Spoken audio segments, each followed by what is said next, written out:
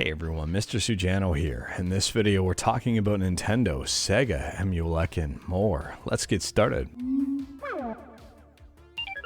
Alright, to kick things off here, I'm a little bit under the weather, so please bear with me. We're talking about Nintendo 3DS emulation on iOS with Citra. This time not about Egg iOS or Egg 3DS or Egg NS iOS or 3DS or whatever the heck they're calling it. This is a brand new port here. I'll drop a link to the tweet in the description below so you can check it out yourself. Through Google Translate, it says Citra 3DS emulator has been ported to iOS. 60 FPS possible if JIT is possible. And interestingly enough, they then go on to say that they realize builds are totally fine without JIT, so I'm guessing 60 frames per second is possible. Someone asks where they can download it, and they say there's no download currently, but they plan to release the alpha version in April. I did go on ahead and check out their Mastodon, and it does look like they're using the exact same code that Egg iOS uses. No surprise there.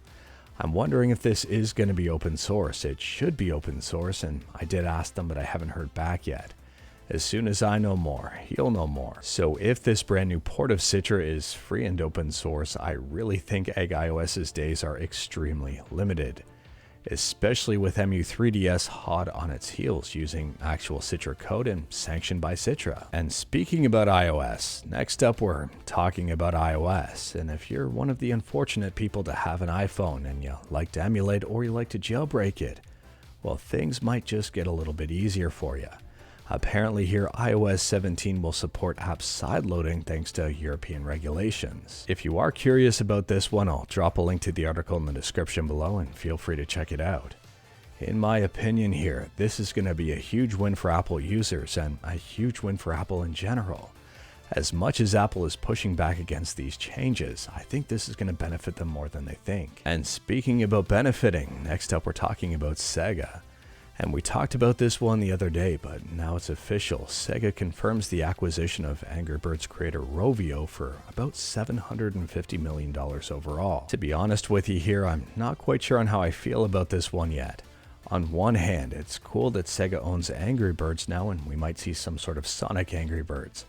But on the other hand, and I think the other hand's a little bit more weighted, I don't understand why Sega made this purchase. I thought Angry Birds was kind of on its way down. And on top of that, I could see a bunch of things that they could better spend $750 million on.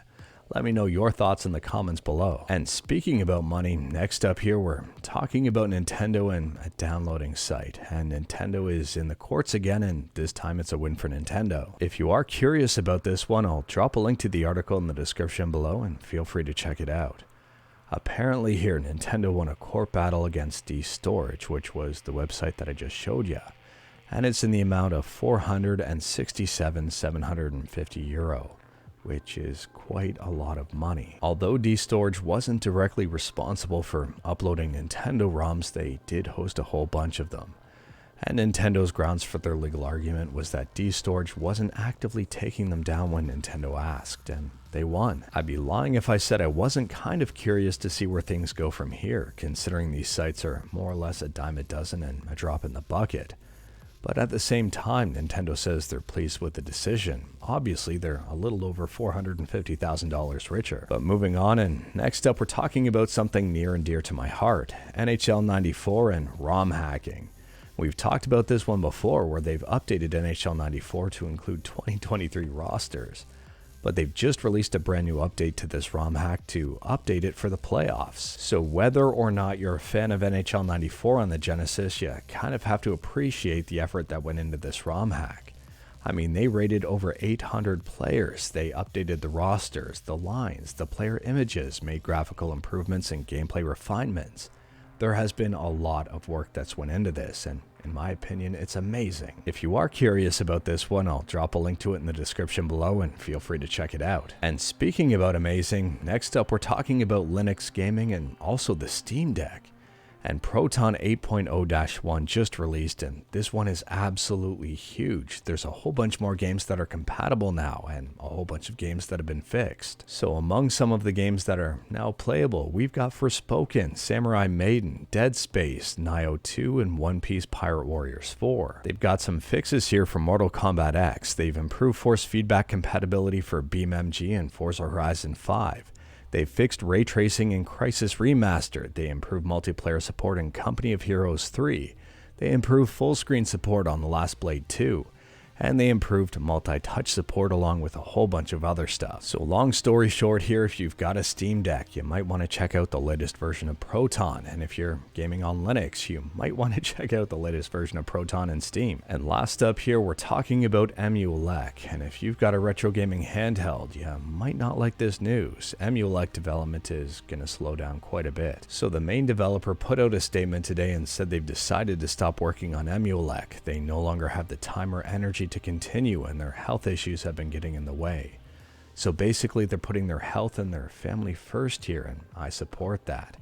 They do say though, and this isn't all doom and gloom, EmuELEC is not dead. It will continue to receive updates. They just won't be adding any new devices. And on top of that, since EmuELEC is free and open source, if anyone else wants to make contributions or bug fixes, they absolutely can. And the developer will be approving them as necessary. The developer has put in a ton of work to get EmuELEC to where it is, so you've got to give them credit where credit is due, and they absolutely deserve a break here. And this is one of the big reasons why I like open source projects.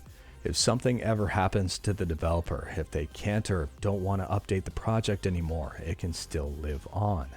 Other people can contribute to it, other people can improve it, and it opens it up for a whole bunch of greatness. And this is one of the big reasons why I wish Aether SX2 went open source. Towerth has stated they've got no interest in updating the emulator further, and although they're not obligated to open source the project, I wish they did. It would only benefit the community. But anyways, that is all I've got for you in this one. Straight to the point, all stuff and no fluff.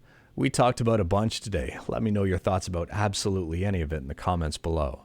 If you like this video, leave a like. If you didn't like this video, leave a like. Hit that subscribe button, check out my other videos, don't tempt fate, save your state.